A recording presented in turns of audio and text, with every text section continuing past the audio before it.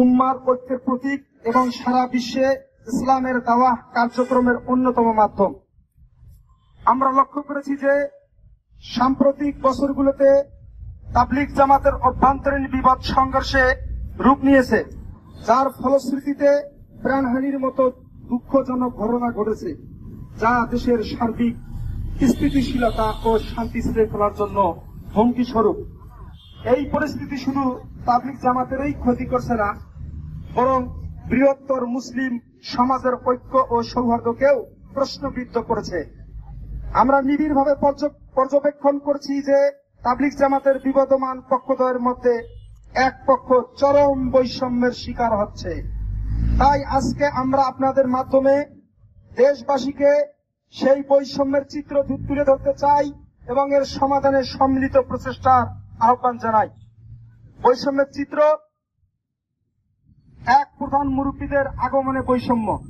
শুরাই নিজামের প্রধান মুরব্বীরা ভারত ও পাকিস্তান থেকে নির্বিঘ্নে আসতে পারেন, অথচ বিশ্ব মার্কাজ নিজামুদ্দিনের অনুসারীর মূলধারার তাবলিগ জামাত মাওলানা সাদ সাহেবের অনুসারীদের সর্বোচ্চ মুরব্বী বিশ্ব আমির হযরত মাওলানা সাদ সাহেব বারবার বাধার সম্মুখীন হয়েছেন এবং এখনো আসতে পারছেন না।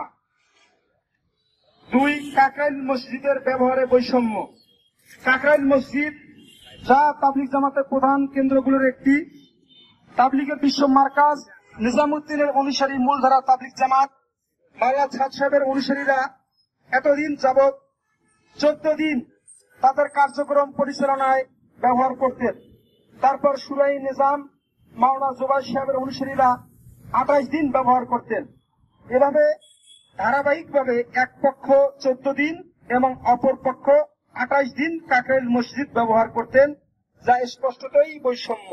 কিন্তু বর্তমানে এক পক্ষ জোরপূর্বক কাকরাইল মসজিদের নিয়ন্ত্রণ নিয়ে রেখেছেন, যা বৈষম্যের চরম পর্যায়ের প্রতিফলন।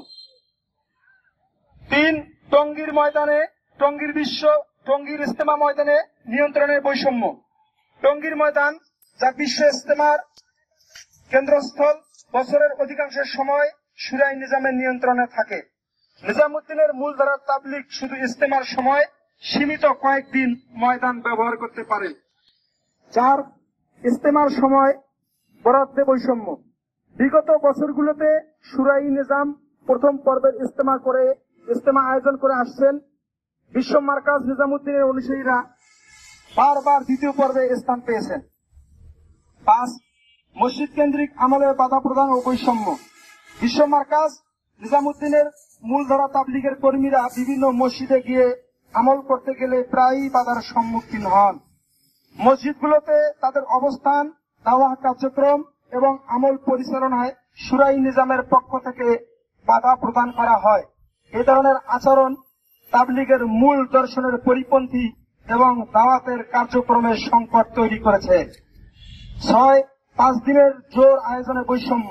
শুরাই নিজাম টঙ্গীর ময়দানে 5 দিনের জোর সফলভাবে আয়োজন করেছেন, কিন্তু বিশ্ব মার্কাজ নিজামুদ্দিনের মূলধারার তাবলিগের কর্মীরা এই সুযোগ থেকে সম্পূর্ণ বঞ্চিত হয়েছেন।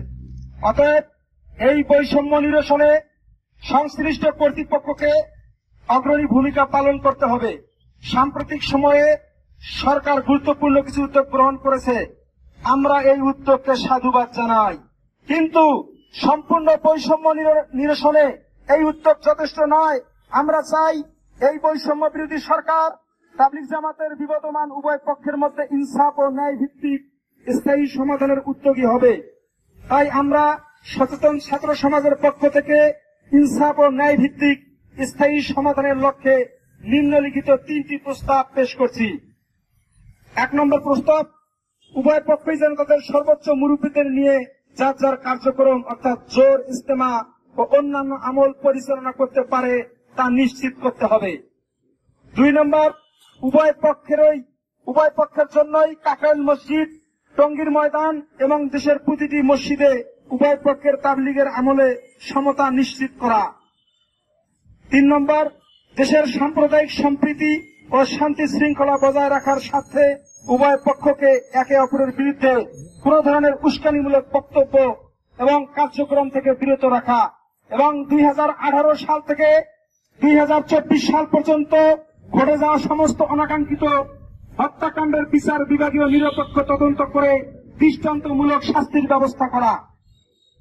আগামী 20 জানুয়ারি 2025 তারিখের মধ্যে উপরোক্ত প্রস্তাবের আলোকে দৃশ্যমান কোন পদক্ষেপ গৃহীত না হলে বিগত 18 ডিসেম্বর 2024 স্থগিতকৃত প্রধান উপদেষ্টার বাসভবনের সামনে অবস্থান কর্মসূচি দেশের ছাত্র সমাজ এবং সচেতন নাগরিকদের নিয়ে আরো জোরালোভাবে পালন করতে বাধ্য হব ইনশাআল্লাহ। সচেতন ছাত্র সমাজের পক্ষ থেকে উপস্থিত সকলকে আন্তরিক ধন্যবাদ এবং মোবারকবাদ। আসসালামু আলাইকুম ওয়া রাহমাতুল্লাহি তাআলা ওয়া বারাকাতুহু।